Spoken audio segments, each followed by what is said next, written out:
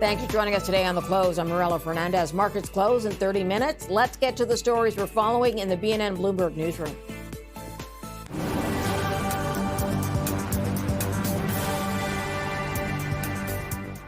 The Prime Minister, Mark Carney, is in Australia after wrapping up that trade trip to India.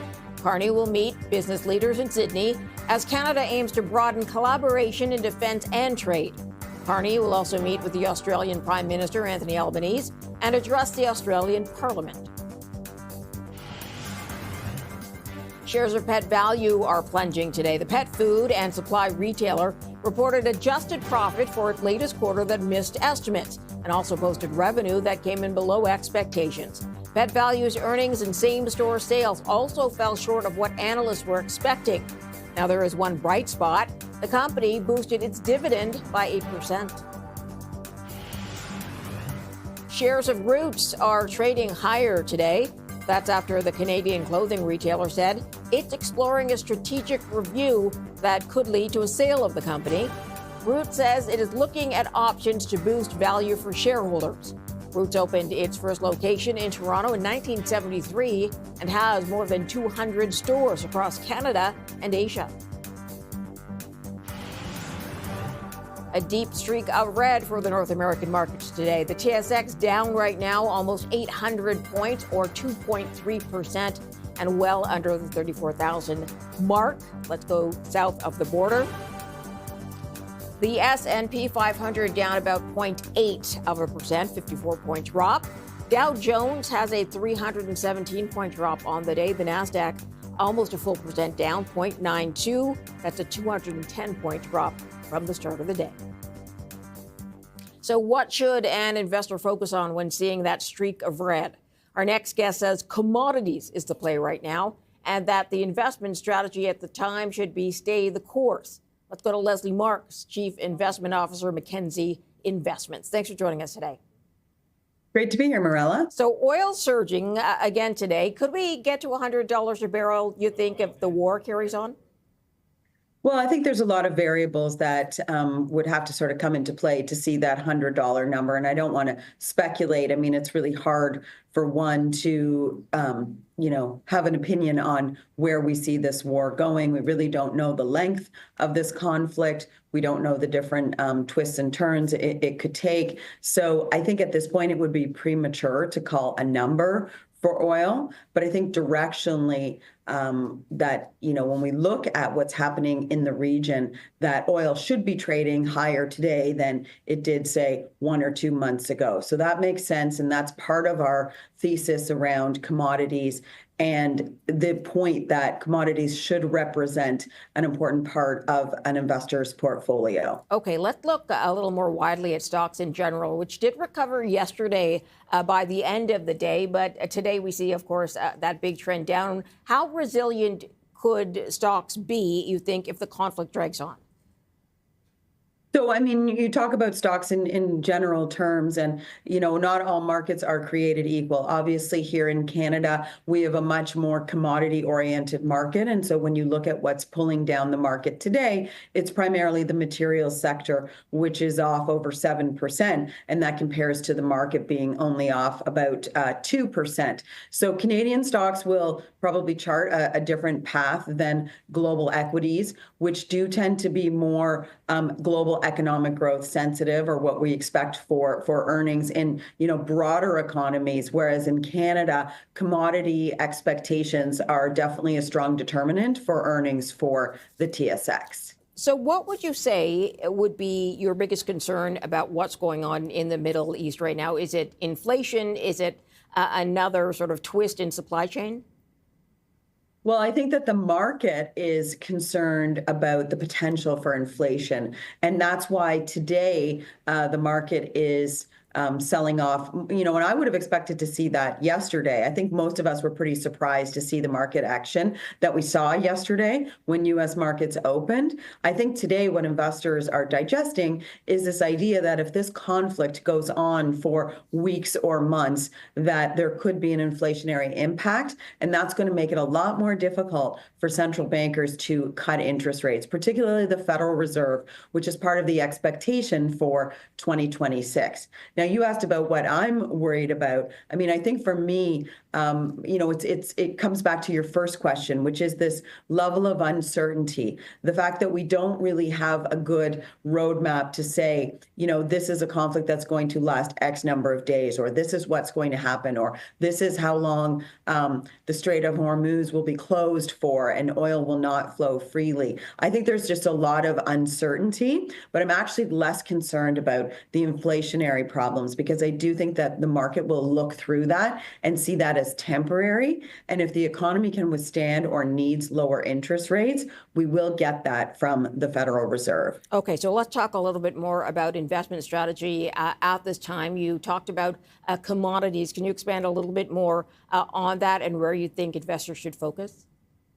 Yeah, so I think it's, not all commodities are created equal. I mean, of course, we have more financially oriented commodities like gold. And then we have what I would call more cyclical commodities like oil, natural gas, copper, critical minerals. So those things that are, important for economic growth. We see the demand for commodities coming very much from a lot of the industrial construction that we're seeing for data centers. There's also a strategic component. So there's just a lot of things happening here that are creating a nice tailwind for commodities. But the one factor that is common across the commodity space is that over the last decade, there really was a general underinvestment in commodities and in new projects. And so what we have is a cap on supply at the same time that demand is rising. And that's a fundamental that's impacting across all of the real assets or commodities-oriented spaces. Of course, as I mentioned, very difficult to handicap the geopolitical risks that are top of mind right now. So I take it back to the fundamentals. Okay, so you also mentioned sort of AI, and we know a lot of investors were shying away from the direct AI trade, the Mag 7, that kind of thing. Are you still investing around AI in energy, for example? Well, I think that when you think about AI, where the market is really shifting, and we think this is actually the right strategy, is towards the AI beneficiaries. Because what people are realizing over the last couple of months is that the companies that are investing and that were so, heavily oriented towards AI, and you talked about the Mag 7 companies, that this is really consuming a lot of their cash flow. And that had been, free cash flow had been the reason to, close your eyes and own these names blindly. Well, that's no longer the case as they have a use for their free cash flow, and free cash flow has come down, and earnings growth is starting to not necessarily come down, but other companies are actually catching up to the earnings growth outlook. And so what that's showing is that there are more attractive names out there with better growth, better free cash flow growth than the Mag 7. And that's why you're seeing the big win come from the S&P equal weighted when compared to the S&P. So it's basically flat on the year, but you've got the equal weighted, which is up 6 or 7%. And that's really because of the shift or rotation away from those AI companies that were really the big hyperscalers spending a lot of their cash flow towards the companies that will benefit from higher margins, from better productivity, from using AI. All right. It really is just something that continues to go at warp speed. Leslie Marks, Chief Investment Officer, Mackenzie Investments. Thanks for your time. Thank you. Coming up, we'll hear from the Chief Executive Officer of Vale Base Metals on the plan to capitalize on the growing global demand for both copper and nickel. Back in a moment.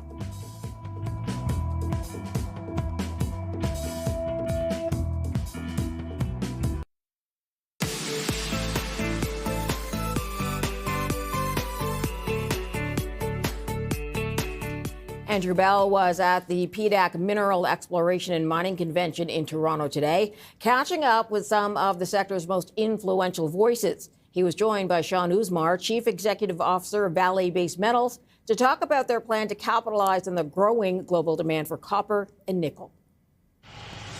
We're one of two companies that exceeded guidance in both metals, but we did about 219,000 just in Salobo last year and nearly 400,000 ounces of gold. 400,000 ounces. It's a lot of gold for a copper company. Quite a bit of that gold, though, gets bought by Randy Smallwood of Wheaton Precious Metals. We've done him well this last year. He's been happy with that. He should be. Yeah. Then where else do you get copper from, just to sort that out? So in Brazil, in particular, we've got Sossego, which they've hit their biggest numbers since 2022 last year, a record at Salobo, and then we've got polymetallics in Sudbury, and we did about 90,000 in Canada just with our nickel ore bodies. Only about a third of our revenue in Sudbury now is nickel. What? The rest is copper, cobalt, and PGMs, gold. But can you flip around in Sudbury? Is that can you boost your nickel and cut your copper? There are different ore bodies which have different sort of splits. So, for example, you saw we announced late last year the framework with Glencore on Nickel Rim South. That's more copper rich. Sorry, is that reviving a mine or a no? New So thing? it's leveraging existing infrastructure that is now in a depleted part of their footprint. So they've got some of the best shaft infrastructure in the basin. We've got contiguous ore bodies, Sudbury synergies. So. Well, the idea is to maybe deepen that by about 700 feet and drift across to our ore bodies. And we save capital that we otherwise would have to invest.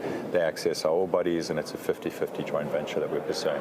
So copper, pretty profitable right now. It's roughly $10,000, $11,000 US a ton in London, and your cost is below 1,500, 1,500. We were below 1,000. We actually lowered guidance at Q3 last year, and we were below the low end of cost guidance last year. So you've got pretty good cash flow right now from copper? Yes, we do.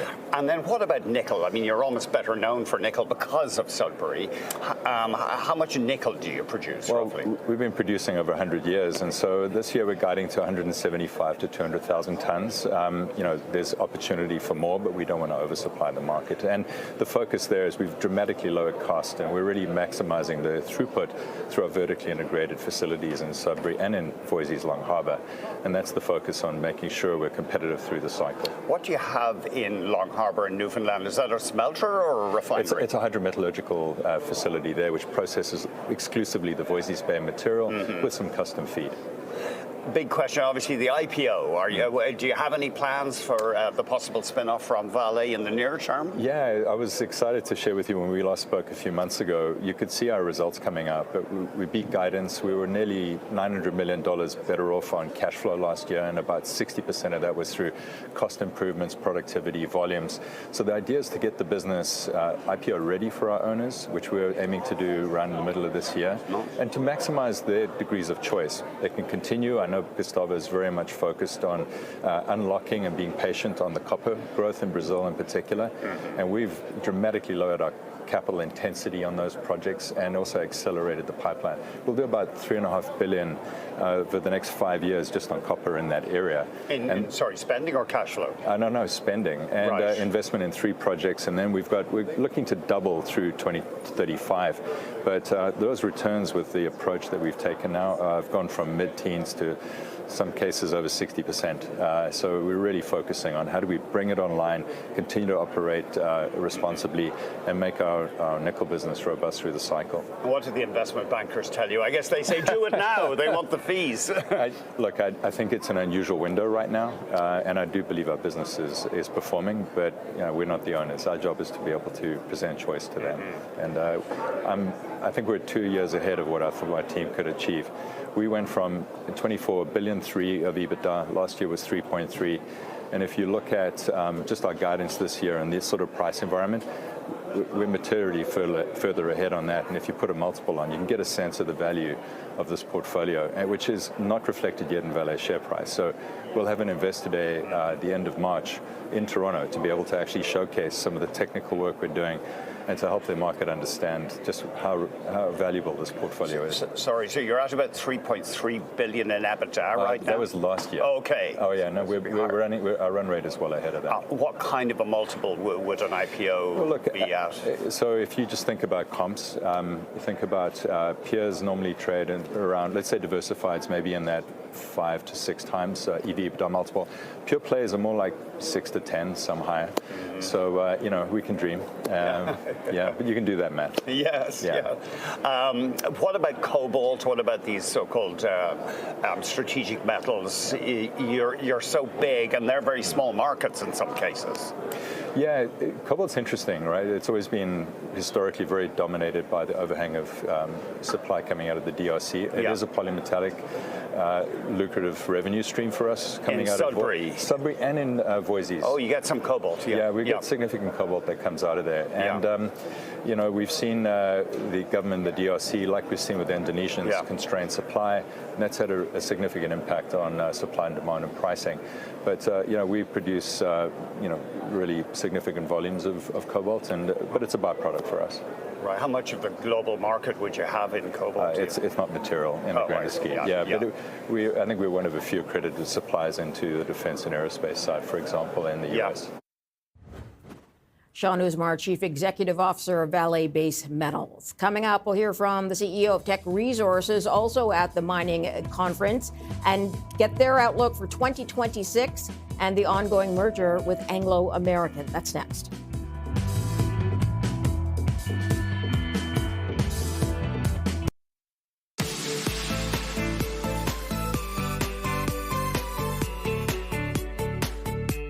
A few weeks ago, Teck Resources reported higher than expected profit and revenue for the fourth quarter, supported by strong copper market fundamentals and ahead of their merger with Anglo American. For more, our Andrew Bell was joined by Jonathan Price, President and Chief Executive Officer at Teck Resources, at the PDAC Mineral Exploration and Mining Convention.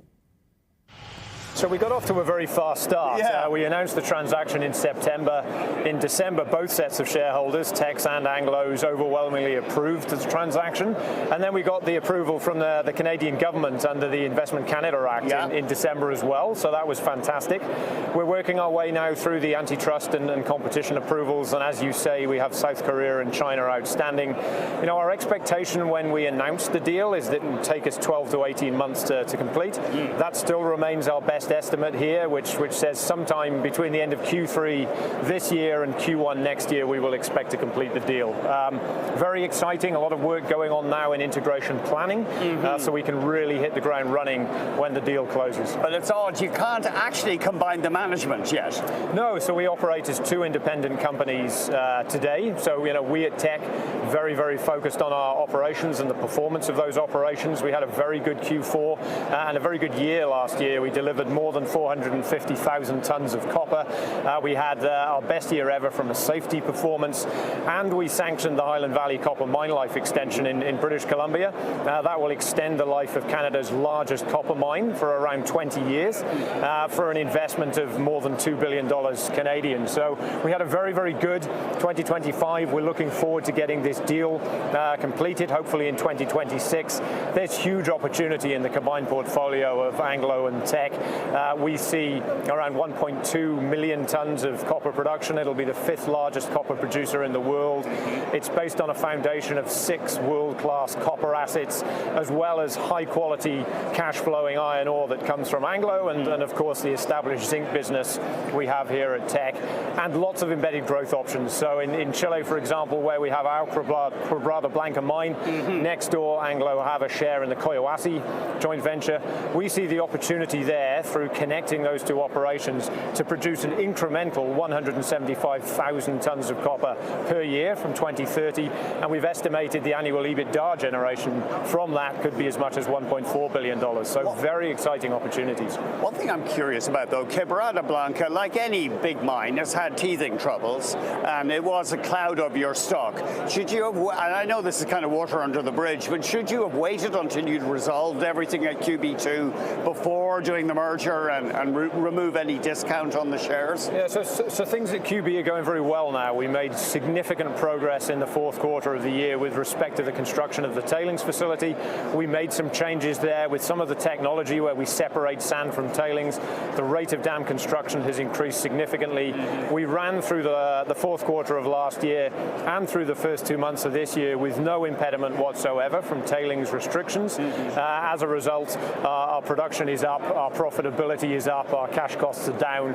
So we're in very good shape today with QB. Very pleased how that operation is running. And the merged company will be about a 70% weighting in copper? Yeah, that's exactly right. So when we close the transaction, we expect to be just more than 70% copper. But of course, with some of the growth that we have in the near term, and I mentioned QB Collahuasi, there are other near-term growth opportunities in the portfolio, which should continue to see the proportion of copper in this new company increase from that 70% level.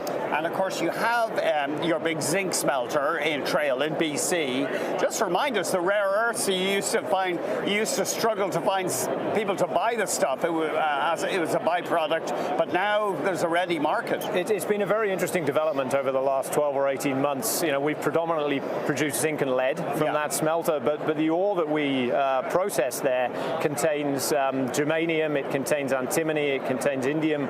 These have become very strategic metals, of course, because they go into defense applications. They also go into various high-tech applications. And this has been an area of where we've seen China from time to time cut off supply into North America. What we offer at Teck, of course, is a reliable source of supply to the North American market. Excitingly as well, though, we have the opportunity to expand that facility to increase our processing of germanium, but also perhaps in future process and produce gallium as well. All metals that are very much in demand at the moment. And the production from that facility alone could be so significant that we could meet the needs of all of North America and potentially even the G7 or NATO countries. So we're looking at a future investment there to expand that capacity, but it is a very, very strategic Canadian processing facility. One of your big jobs right now is overseeing the integration, or planning for the integration, I should say. But will you be with the merged company for long, Jonathan, or will you go on looking for opportunities? Look, I'm very excited by this new company. It's going to have an incredible profile. It's going to have incredible growth opportunities. I have a very high level of conviction in the outlook for copper and the structural tailwinds that support that market. And I'm very excited to be part of Anglo-Teck, and I'm not planning on going anywhere. Right. It must be a bit difficult. You were the boss, now you're the deputy. I'm incredibly happy to have been part of putting this merger together. There are so many mergers that are spoken about that never get done. And this is a situation where two companies with similar strategies, with great assets, and importantly, similar cultures and values have been able to pull off something quite remarkable at a time when Canada and the world generally needs bigger, more resilient mining companies that can invest in some of these bigger projects for the future through this combination of balance sheets, but also the combination of great capabilities.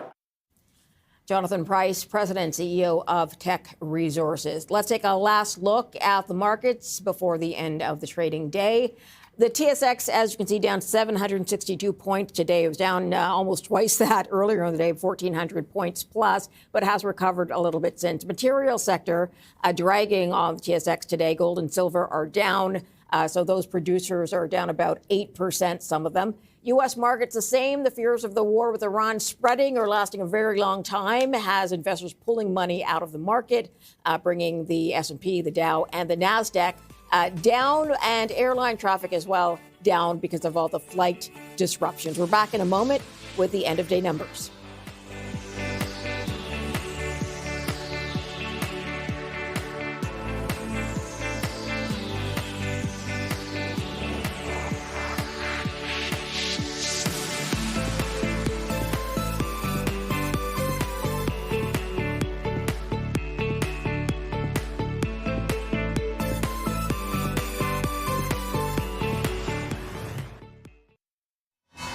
Here are the closing bells for the end of the trading day. At the NASDAQ today, Community Bancorp ringing the bell. In New York, it's MVVO Art in celebration of Women's History Month. For the TSX, Verdera Energy is celebrating the company's listing on the TSX Venture Exchange. You're watching The Close on BNN Bloomberg. I'm Morella Fernandez. Here's how we ended the day on Bay Street and Wall Street.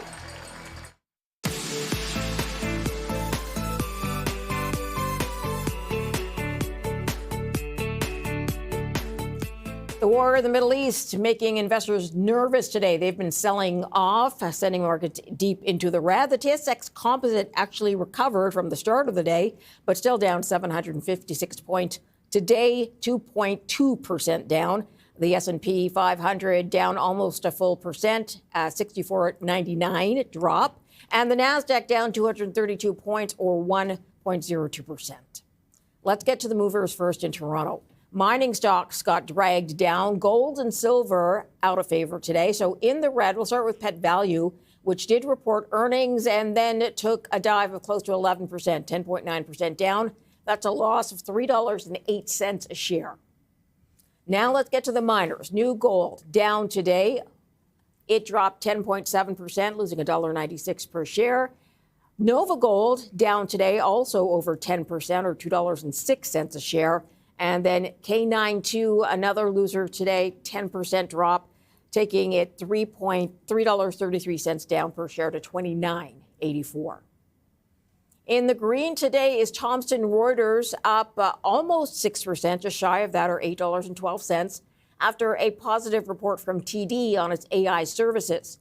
And then Paramount Resources gaining today, 7.5%. Let's move to the U.S. after that. Best Buy, a gainer today, over 7%, or $4.36 a share. That company reported earnings that were upbeat. And then another retailer here, Target, also gaining. The retailer up 6.7% on earnings, seeing sales growth ahead. Workday today gaining as well, 6.6%. That's up $8.83 a share. And in the red, Newmont is down close to 8%. As Citigroup gaining, 8%, $10. Sorry, we have 8% here. I had Newmont up, but let's take a look at Citigroup raising the target price for Newmont, but still that stock sinking today. So the ongoing Iran war continues to boost oil prices while stocks slipped and gold lost some of its appeal as a safe haven. Let's go to David Dietz. He's Chief Investment Strategist at Dietz Wealth Management and joins us now to talk about this. David, thanks for joining us today.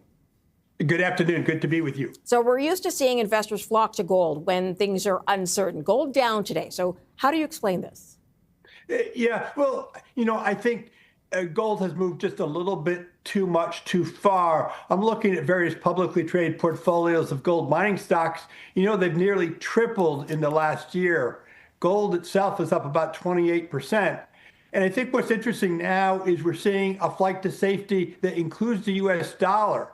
So right now, I think investors, traders, central banks are also seeing the U.S. dollar as a potential repository for safe haven and not wanting to chase continually the gold. The other thing I've been noticing is increasingly I'm seeing new mining discoveries with gold up nearly doubled over the last few years here. Mining ventures worldwide now are looking for new areas where they could find the precious metal and where it's now profitable to produce. Where there's more supply, prices are going to come down a little bit. So I think that's one reason gold's taking a breather here. Okay, let's talk a little bit more about some of the other sectors. We're seeing travel stocks affected, of course, with what is going on in Iran. We're getting questions about whether or not to hold in this sector. Would you, if you're already invested in travel, hotels, that kind of thing, would you stay invested?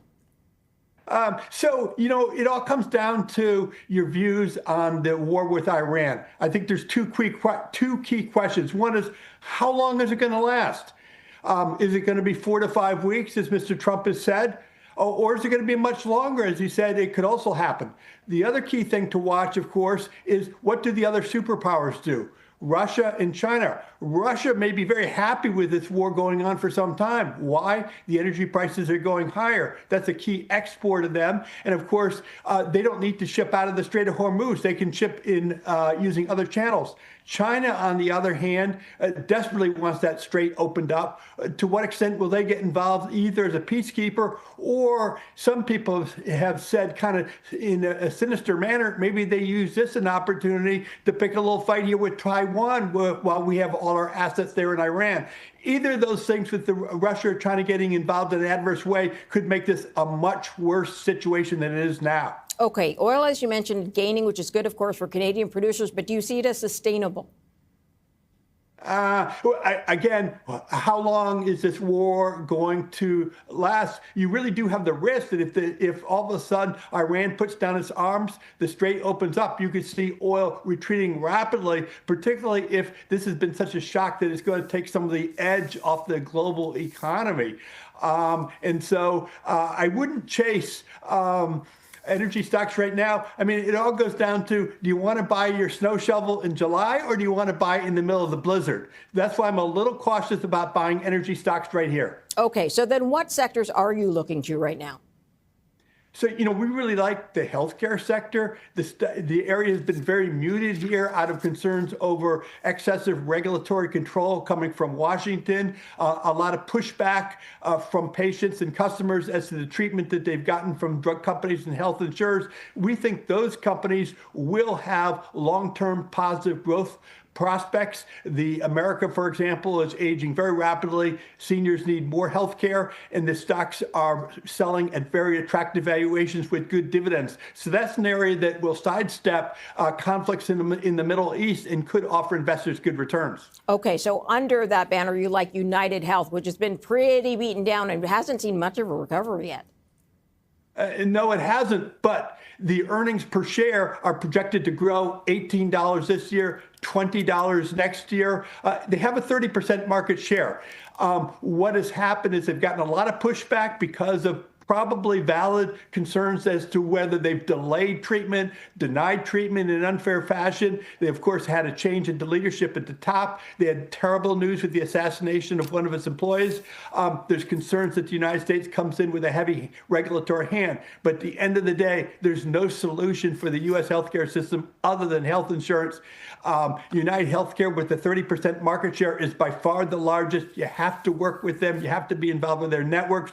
We think with the stock now by more than half over the last year, but earnings per share continuing to go up. And you know what insurance companies do if they're not making their target profits? They just keep raising premiums. And unfortunately, we don't have much choice here.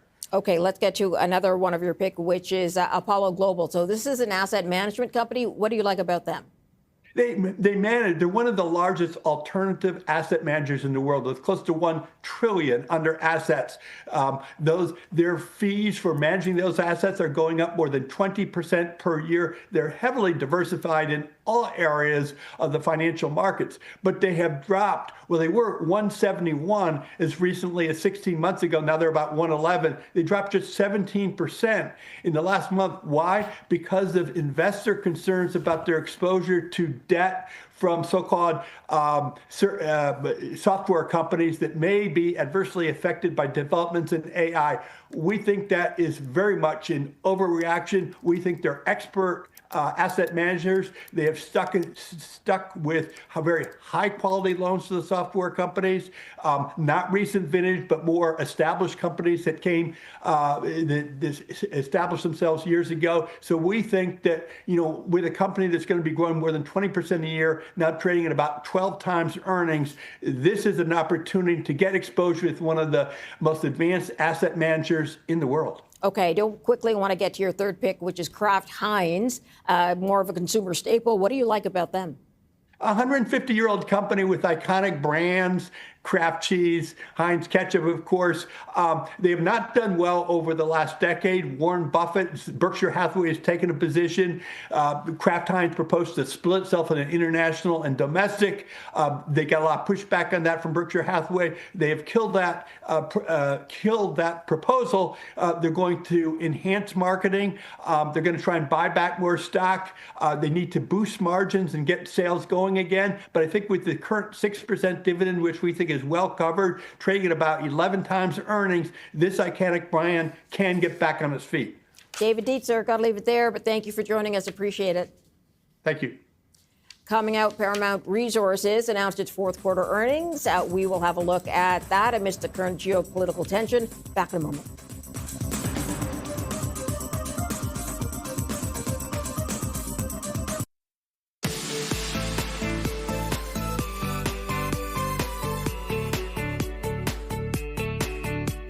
Paramount Resources reported an increased 2026 production guidance and expanded land positions as well. For more, we sat down with Jeremy McCrae. He's Managing Director of Energy Research at BMO Capital Markets. There was something in this quarter for everybody. So we saw the production guidance revised up by 2%, but Not only that, we saw a 15% beat on the cash flow, 7% beat on production. There really was something here for everybody. And it goes back to what we're seeing from Paramount as they build up their new Duvernay position, have their facility, have better runtime, and it really just should give a lot of encouragement here for what we could expect for the rest of the year. What are some of the other like key takeaways from the latest earnings report? So the other thing that I think is encouraging here is when you look at their Duvernay results, this is where the big core of their production is coming from here right now. We're seeing these results come in actually even better than the type curve and what we were expecting. So not only do you get a better IP rate, but the wells are declining at a lot shallower rate, which basically means you can get that not only a quicker payout, but that 2 times payout, effectively where your profits are here. And so as we see more of these well results come into better runtime facility, it just means there's more effectively production and cash flow that we should expect here for the rest of the year, also heading into 2027 and 2028 here. Basically, the subsurface is also working just as well as what we're seeing on the surface as well. I wonder, though, with everything that's happening right now, with the conflict in the Middle East, everything that's happening in Iran, like how does Paramount Resources fit into kind of the broader sense of what's going on today? There is a lot of volatility in the market here right now. They'll benefit from the higher oil prices and natural gas prices that we're seeing here. And I think it's difficult for anybody to have a perception of where these commodity prices may land here. But in the meantime, it is helping, have Paramount, realize a better commodity price. I think even before what we're seeing in Iran, there is a change in tone of what we were seeing with energy investors and more so generalist investors coming back into the sector. Investors seem like they're looking for hard assets. And despite where we were seeing with commodity cycle lows with oil, it was seen as a good position to start coming into the sector. So when Paramount has, just under $800 million in cash as well, too, it is a bit of a defensive play. So when you add, some of the good production beats and encouraging signs for what we could see for the rest of the quarter, it's not surprising why the name is one of the better performing names here today. When you add the uncertainty in, though, like obviously right now, as you say, oil prices surging, natural gas prices are up today, too, particularly in Europe. But the uncertainty that we continue to see here, especially in terms of what's going to happen coming out of the Middle East, is that a headwind, do you think, for this company?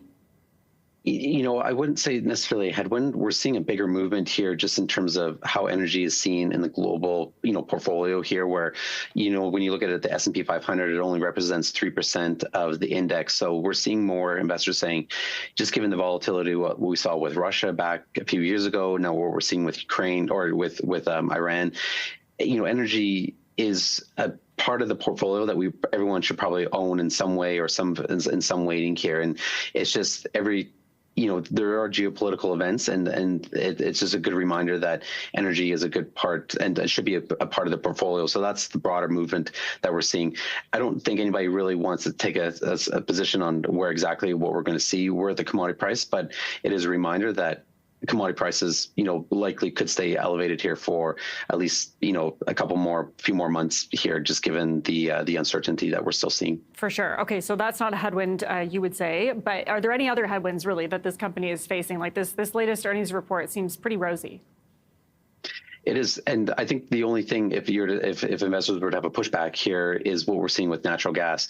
A lot of the natural gas that we're seeing here in Canada with AECO pricing still hasn't got the same benefit that we have seen in down in the U.S. and especially in Europe here. So as we start to see more LNG projects get approved and get built, that ultimately should improve things. But in the meantime, as we start to see still more natural gas come on by all producers here, AECO prices still remain, subdued. Okay, so in terms of Paramount Resources as an overall investment today, how do you like it? Or is there other Canadian energy companies that you would prefer over this one? We really like Paramount. Paramount is one of those names that just, quietly behind the scenes continues to grow and grow and grow. And if you look at the whole sector today, it's going to be one of the fastest growing companies looking to double their production here by the end of 2027, up nearly 2 times from where it is today. So for investors looking for growth and no debt, Paramount is that name that stands out. Outside of the Duvernay and the Montney, other names that we do like are in the Clearwater here, where you do see see, some of the better rates of return, where a lot of companies are working on waterflood, and these are, names in the Clearwater like Tamarack and Headwater and Topaz are seeing the benefit of, waterflood, which is somewhat new to a lot of investors. So this is where we're seeing capital flow into those names here as well. Jeremy McRae is managing director at BMO Capital Markets. Several airlines are suspending flights to destinations across the Middle East as the scope of that war expands. We'll talk about the implications when we come back.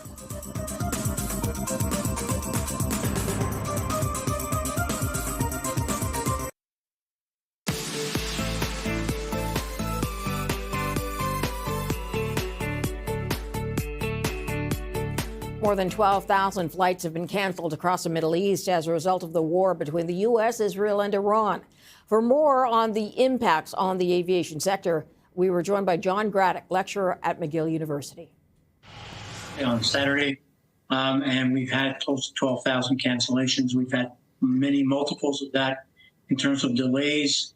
Airspace is intermittent. Airspace is closed for some of these countries. Airspace is limited in some of these other countries.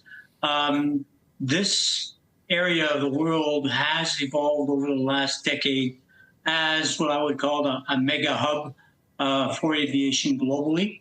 The carriers operating into Doha, into Abu Dhabi, and Dubai have really built this infrastructure and this fleet, basically move as much traffic as they possibly can through those hubs from around the world. So they move somewhere in the range of about 500,000 passengers a day through those three hubs. So this is a very, very significant impact on global aviation. And then I guess the value of do we know what the value of the freight that goes through that region? Really, I think that in terms of tonnage, it's difficult to ascertain because that's not in the public domain. But you would say that, they have freighters, they have hundreds of freighters that transit through those three airports. They've built up cargo infrastructures to handle connections and transit freight. So there's tens of millions of dollars a day going through those airports. I mean, I guess first question, with everything that's gone, 12,000 flights canceled, these people obviously are trapped there. How are they, is there any way to get them to where they were supposed to go? I mean, mostly I imagine to get home for a lot of them, but are they moving on the ground or are they just sitting still right now? Well, remember what these carriers have been doing. When you fly on Qatar, if you fly on Emirates or Etihad, they basically fly long haul into those three cities and long haul out. So the people that are stranded are not necessarily in Doha or Abu Dhabi or in Dubai. They're stranded. I had calls this morning from Kenya, calls from Sri Lanka, calls from Singapore saying my flights have been canceled through Doha or through Abu Dhabi. What do I do? And so this is like I said, it's a global issue. It is not just concentrated on traffic to or from these Gulf areas. It's really a lot of global traffic going through it. So if you're flying from Toronto to Hyderabad or into New Delhi, the odds are you're going to be flying through the Middle East. So those flights are canceled or reduced significantly. So it is affecting global traffic, especially those connecting passengers. And I imagine, I mean, for the flights from elsewhere that aren't even going into that region but are going around it, they're now flying, can they fly around this massive region that's essentially a no-go zone? Yeah, it is. And that's airplanes can go anywhere that they get authorized to go. The question is getting authorization to fly around it. So they've got, there's a lot of airspace in that area of the world that is currently restricted. You have Russia, of course. You have the Ukraine. Now have the Middle East. 12 countries have got airspace restrictions. So there's you got a very narrow corridor for moving a lot of these airplanes. So those, if you look at flight tracking software that talks about the congestion, those corridors are heavily congested, and you need authority from the air traffic control operation and from the country that you're flying over. And there's a backlog, and that's why you have delays. So it is a very congested, run around this war zone. And I imagine from a mechanical point of view, too, the longer these planes are on the ground, they don't like sitting, do they? And it's very expensive to keep them sitting. Yeah, I think that, you've got about 35 airplanes from the Middle East carriers that are currently stuck in North America. So these airplanes have been stuck now for at least a day, if not 3 days. So those airplanes will need some tender loving care to get them back in the air. Crews are not, the crews are not readily available. So while you have a lot of airplanes, that are on the ground in the Emirates or in Qatar, there's a lot of airplanes that are stuck that have no crew, no mechanical support until you decide to basically bring them back into service. And there is going to be a significant amount of work required. I can imagine. Now, how long can this go before this? I mean, this is already a big problem, but how long would it take to try and get back to normal? Say this lasts another month, which is possibly what's been hinted at. How long might it take after that to get everything flowing back to normal, if it's even possible? Well, it's possible. I think it is possible. The question is going to be one of looking at the extent of disruption and how the airlines basically decide to bring everything back into play. Usually, this is like a snowstorm, 72 hours to get everything back to play and be sure crews and airplanes are where they're supposed to be. So restarting it is not going to be an issue. This one, because the airplanes are stuck around the world, it'll probably take a week or so once we've given the all clear that it is safe to operate through that territory. So a week to get everything back into play. The problem is going to be how long does this last and what's the impact going to be on the price of oil and price of fuel. As your previous guest mentioned, this hopefully is a short-term blip, 10, 15 days. If it goes on beyond that and we now go into significant increases in the price of oil, this could put a couple of carriers in deep trouble financially. Those carriers that are marginal at this point in time, that have cash flow issues, that have some traffic issues, those are the ones we have to keep an eye on to make sure that there is a risk associated with those carriers that are the marginal carriers. John Graddick, McGill University. Coming up, gold seeing some pressure today with the war in the Middle East carrying on. We'll dig into that in a moment.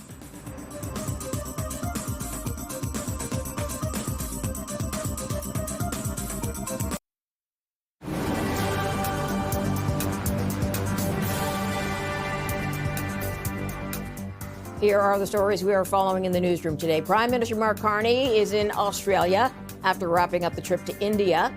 He's expected to meet business leaders in Sydney as Canada seeks to build on strong intelligence ties by broadening collaboration in defence. Carney will also meet with Australian Prime Minister Anthony Albanese and then address the Australian Parliament before heading to Tokyo. Price of aluminum rising after Qatar state-owned energy producer said it would halt output of the metal. The Iran war continues to impact supply lines for metals in the Middle East. The conflict has forced the shutdown of Qatar Energy's major LNG plant. Traders are bracing for widespread disruptions to supplies as the U.S. says there is no fixed timeline for its military action. Shares of Pet Value taking a hit today. The pet food and supply retailer reported adjusted profit for its latest quarter that missed estimates and also posted revenue that came in below expectations. Earnings and same-store sales also fell short of what analysts had been expecting. There is a bright spot for the company. It boosted its dividend by 8%.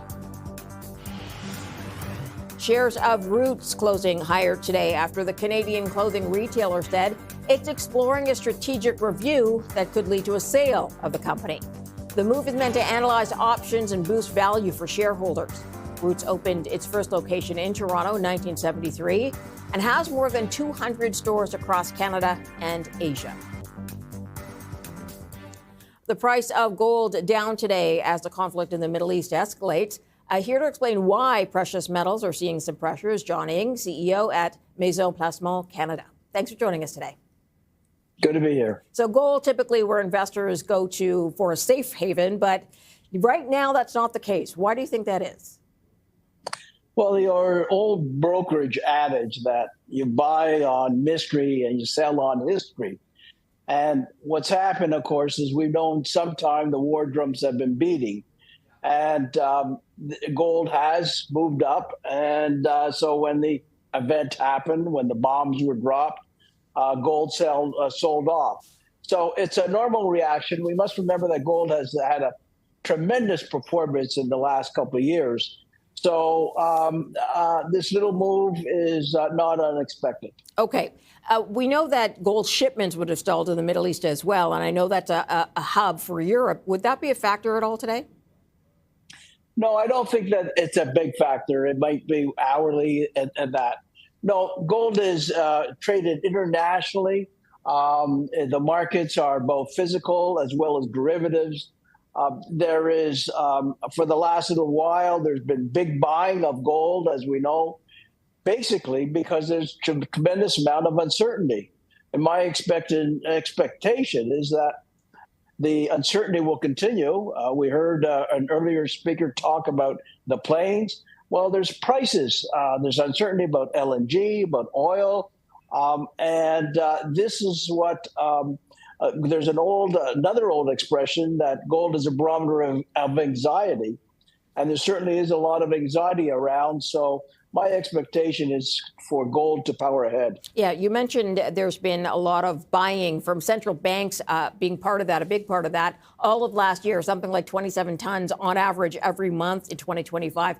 But it's tapered off at the start of the year. And I'm wondering if you expect this year to be very different for central bank buying. I think that central banks will continue to be buyers. What's moving them in the last 3 years have been concern about the U.S. dollar and the geopolitical climate. China has been a consistent buyer, and although their purchases have fell off in the last quarter, Poland, for example, has increased. So my expectation is that central banks will continue to buy for the fourth consecutive year. Because of the geopolitical uncertainty, and more important, there is a desire to boost gold in their bank reserves, in their central bank reserves. Gold now makes up the second largest reserve after the U.S. dollar. So, in fact, I think there's a lot of switching from dollars into gold, which is denominated in dollars. Okay. I do want to get to some of the stocks you like in gold. Agnico Eagle, of course, a big Canadian company, and that's one of your top picks. What do you like about them? Well, it's a Canadian company. The reality is that their profit margin is robust, but it's boosted by the fact that they get U.S. dollars and the Canadian price is, in fact, even higher. They have been managing their costs well, and the company has grown organically. My expectation is that they'll continue to do well. So, John, when you see some of these companies that have done really well with that run up in the price of gold, would you still buy in where they are today? There's no question that gold stocks are more popular today. But when you look around, gold stocks have been actually laggard in comparison to bullion. And usually they outperform bullion over time by 3 to 4 times. My expectation is that gold shares have become very critical. They are not making gold. We're not finding very many gold deposits, notwithstanding the fact that PDAC, everybody hopes that they have a gold mine. The reality is that we have very little gold coming on stream, and we have big demand. Sovereign banks, jewelry demand, retail demand, and now we have even cryptocurrencies buying gold. So my belief is that the gold stocks are actually very cheap here. They don't have a lot of debt. They have great balance sheets. They're returning some of that cash flow to shareholders. So I'm looking at them as growth vehicles. Okay, let's talk about Barrick Mining. It's another one of your top picks. They've been going through quite a transition, as you know, and had a lot of problems in Mali. Why do you like Barrick Mining right now? Well, Barrick is a favorite, principally because of their assets. They have the largest array of Tier 1 assets. What that means is these are long life, quality, low-cost mines. They have a new discovery in Nevada, which may or may not be part of this Nevada joint venture. Barrick is changing. In the next little while, I think the Barrick that we will be looking at will be Barrick built on growth. I think that they'll have growth in reserves, which is key here. And they got a great balance sheet now. In addition, they produce copper. So my expectation is that while a lot of analysts, investors have beat up on Barrick. I think that Barrick has performed well, will be an outperformer. Is this a new top pick for you, or have you been a traditional supporter of Barrick? Or are you seeing now that there's more speculation and analysis from the inside that you think they'll evolve coming through this? Well, there's an activist investor, Elliott, for example, and they got aboard basically because Barrick was cheap relative to a lot of the other gold miners. And my belief is that the assets will always carry Barrick onward. So we have John Thornton now he is the executive chairman. They have a new president, getting a new management team. And my belief is that the spinoff, whatever shape it will be accretive. But they also have a lot of assets elsewhere that is producing good cash flow, and they just can't replace them anymore. Barrick has very good management, and that's why I like the stock. All right, John, I got to leave it there, sir, but appreciate you joining us today on the show. John Ing is CEO at Maison Placement Canada. Thank you. Coming up, Ontario added iron and aluminum to the list of critical minerals in the province. We'll find out what led to that when we come back.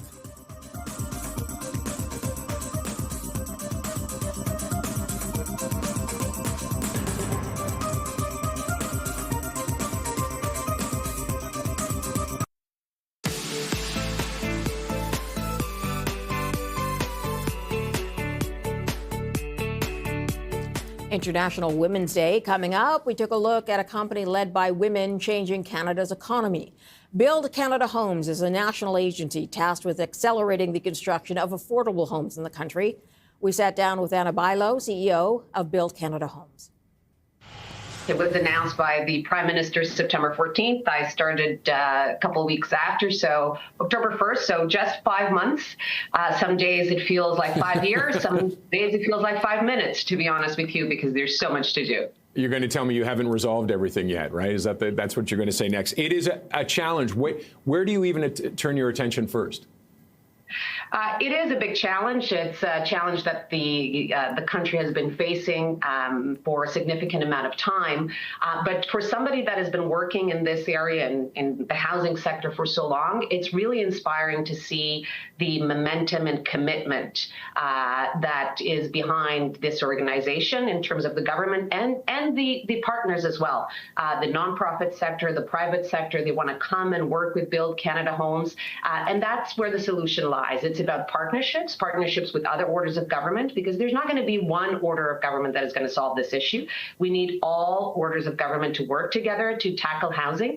We need partners in the private sector, in the nonprofit sector, and we need to bring everybody with their best skills and their best tools to the table. And that's what Build Canada Homes is all about, is building a set of tools that the federal government has available. In this case, with Build Canada Homes, we're bringing land, public federal land, and we're bringing very flexible financial tools, which is really important, especially in the times that we live today. So we were initially capitalized with $13 billion, and we are deploying that money in flexible ways to make sure that we get shovels in the ground. And there's three key things that we need: speed, scale, and affordability. All right, on those notes, Ryan? Just curious, with the changing dynamics in the housing market, obviously the condo market in urban centers has softened significantly, and the immigration dynamics have changed. So just curious, where is the greatest need, and where are you guys focusing in terms of location and structure, I guess, to accomplish your goals? Yeah, so we're focused on affordable housing. So there's a huge mismatch on the price of housing that Canadians can afford and what we have been able to produce. And it goes all the way from very deep transitional housing to what people call workforce housing. So that's the area that we're focusing. And that need is across the country. The flexibility that we have as Build Canada Homes is that we are able to respond to the most the largest needs in each community, because we don't have a program across the country. We are flexible enough to deploy our land and our financial tools in a way that responds to the local needs. But we see the need across the country in terms of affordability, and that's the area that we're really focusing.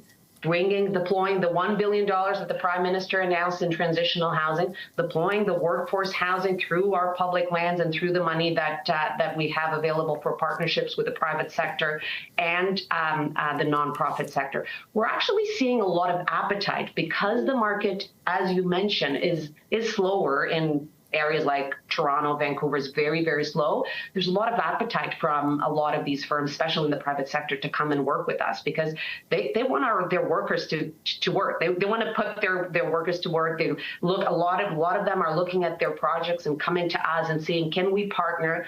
Can we provide some affordable housing? Can we partner together to get shovels in the ground? So there's a lot of appetite to work with Build Canada Homes on both parts. We're very eager to get out there and to work with the private sector and with the nonprofit organizations because we're keen on making sure that we create capacity in the nonprofit sector. But there's an opportunity because the market is slower in certain parts of the country to actually scale up the affordability and the affordable housing. All right, I'm just going to jump in with the private sector. I mean, obviously the big thing is profit, and I imagine they must have a fear of working with the government because of red tape and the bureaucracy slowing things down. Is any of that being reduced to help speed this up?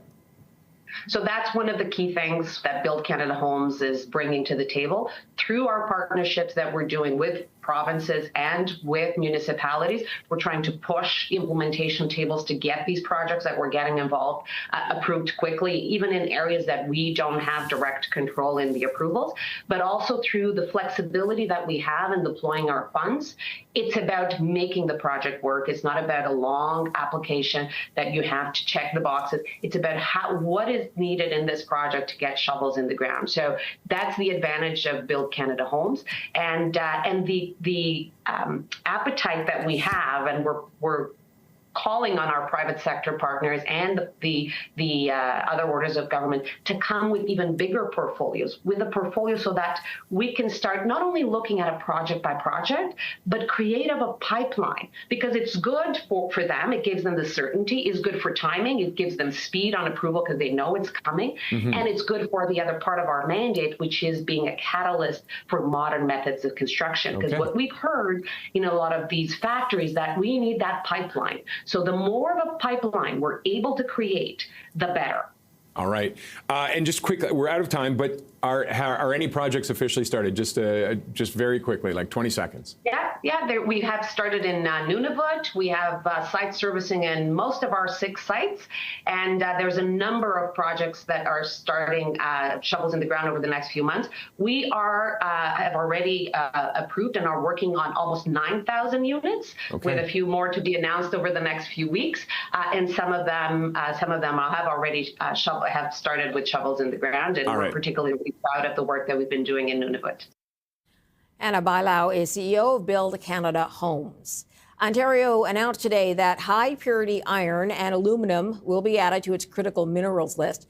The government says this new classification will boost projects tied to the metals. Let's go to Stephen Lecce. He's Ontario Minister of Energy and Mines and joins us now. Minister, thanks for your time. Thank you. So what does this designation do for the metals?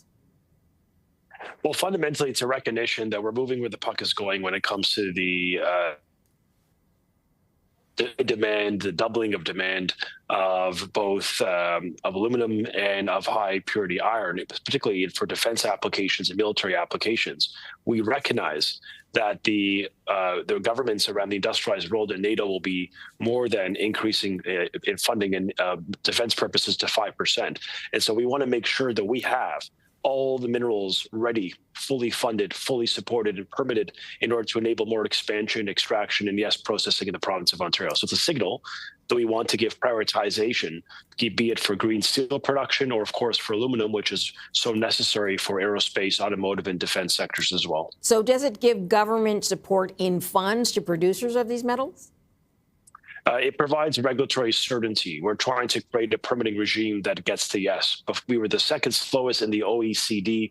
We've emerged through our permitting reforms, our one project, one process initiative, to one of the fastest in the G7. In fact, the Fraser Institute put a report out last week Ontario was the 15th in the world for attracting mining investment. We're now number 2 in the world and number 1 in Canada. So our policy of reducing red tape, creating certainty for investors, building the enabling infrastructure, including, for example, like yesterday, the road to the Ring of Fire and the transmission corridor, is all building, I believe, confidence in creating this reliability narrative that is central for many companies or governments seeking their predictable place. And Ontario certainly meets that score as a friendly democratic nation that has all of the resources the world needs. Minister, when was the last time that list was updated?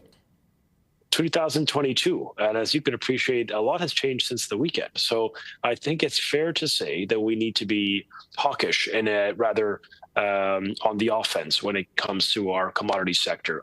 Our premier and government has been quite relentless in championing a reform agenda that reduces permitting timelines and increases the certainty for investors. And that's why at PDAC this year, the largest ever, we are seeing a renewed sense of energy in this province, from nuclear power to our critical mineral play. They see this province as open for business, and that we will slash the red tape, cut through the noise, and build. And the fact that we're building the roads, the Ring of Fire, 5 years ahead of schedule should signal to you all, starting construction this spring, that we mean business. Okay, let's talk about the auto sector for a moment, which has been battered by all the changes in tariff rules from the U.S. and has been struggling, as you know.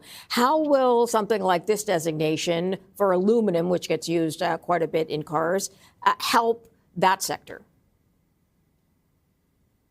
Well, it ensures security of supply. I mean, for many of our industry partners, they are concerned because, as you know, much of the critical mineral or rare earths or certainly amongst precious metals, they're highly concentrated in China. And if we want to step up, improve how we access minerals and how we process minerals in this country, then we will give more prioritization to the critical minerals that are actually going to help us build our economy and our industrial base. And so our auto sector, which is very much under attack through these tariffs from President Trump, any support they can get, access to high quality minerals, access to localized product, reduces costs, increases competitive advantage. And for many of these businesses that have ESG standards, the fact that we are the gold standard, high environmental and labor and the rule of law, we fulfill all the criterion that I think a modern industrial base would want. So it's about signaling that we're ready to roll. We're ready to actually punch through, deliver impact, and get permits approved. It could be for the auto sector. It could be obviously for the mining sector or sort of proper. Whatever the application, everyone will benefit in Canada if we can unlock our economic potential by getting more resources to market and doing more processing at home. Is there more stockpiling then of aluminum and the high purity iron because they're on that list? That's not part of at least this iteration of the plan. The federal government has contemplated a G7 buyers club, stockpiling offtakes. These types of elements are being led through them. We're working very much with them. In fact, I just left a minister of Canada's ministers of energy and mines meeting with the federal minister. So we're having those discussions about how to bolster our supply chains. But for now, the principle is launch a updated, modernized critical mineral strategy that gets us to #1 in the world when it comes to mining investment, both from attracting the capital, retaining the investment, and then scaling these businesses so that they can actually succeed and prosper in the province. And so far, our success story has been strong. We've seen large-scale investment in the province as of late. It's, I think, in part because of the permitting reduction, part because we're building the power sources, the transmission, the generation. We have a large nuclear and hydroelectric base, rather affordable power rates relative to those around us, and a very high-skilled workforce. So I think when you put that all together, the message is clear. Ontario is that reliable partner and is a safe, predictable jurisdiction to invest. You mentioned the Ring of Fire and being ahead of schedule in building the road that goes there, which is not an easy task. We know that. But when do you think shovels will be in the ground in that project? Yeah, so we're actually going to start construction this spring. I think many people, look, for my entire lifetime, we've been talking about the Ring of Fire as a concept. Our government has already authorized the transmission line into Greenstone, into the gateway of the Ring of Fire last month. And this month we announced, just yesterday with our premier, a plan to accelerate the approvals and to get shovels in the ground commencing this spring. So you will start to see road construction take place ahead of schedule. These projects, the goal is to get them in place by 2030. And that's an unprecedented speed, given the fact that, yes, these are not easy terrains and topography to build in, but we've got the capacity and the know-how. We've got businesses already moving supply into the region, and we're preparing for what can be the unlocking of 70,000 jobs, $22 billion to the national GDP. Yep. Many of the large companies in the region, I think, will be prepared to get to advanced exploration because we've given them the certainty. We built the infrastructure, we've worked with First Nations, and most perhaps importantly, we've cut the permit timelines by half. Okay. Stephen Lecce, sorry, I got to leave it there. Stephen Lecce is the Ontario Minister of Energy and Mines. Up next, we'll have a last look at the market, which has been in a streak of red all day long. So the TSX down and S&P, NASDAQ down as well. We'll take a deeper look in just a second. Stay tuned. Here's how we ended the day on the North American market. Lots of concerns about Iran and what's going on there, dragging the North American markets down today. That does it for the close. Thanks for joining us. We'll see you back here tomorrow.